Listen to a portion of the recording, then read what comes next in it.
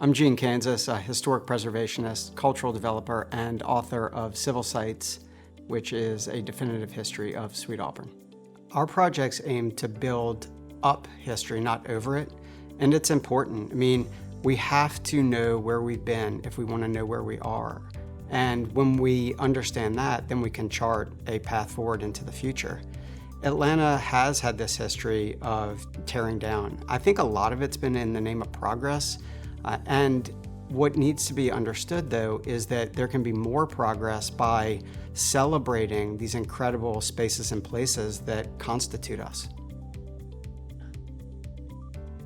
What is a city but its people, right? And if you think about this, people are the reason that buildings or spaces and places have relevance in the first place.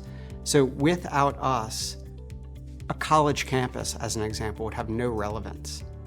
A church wouldn't have relevance. However, when we go into those places in exchange, we have our own image and identity informed. And then that combined purpose leads to something that's much higher.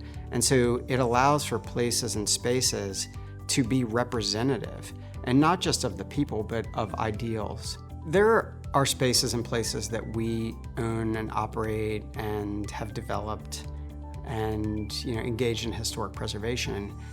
And we love those. We're deeply connected to them. It's part of the passion that drives us. We also represent others. So we have a brokerage service line where we help people buy, sell, and lease real estate, also focused on making a positive difference in the world.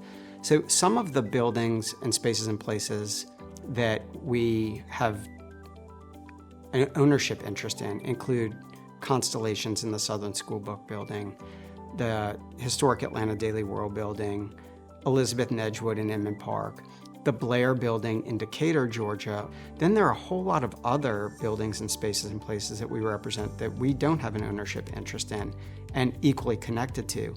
So in Virginia Highland neighborhood, like the VHI building at the intersection of Virginia and Highland, the namesake intersection.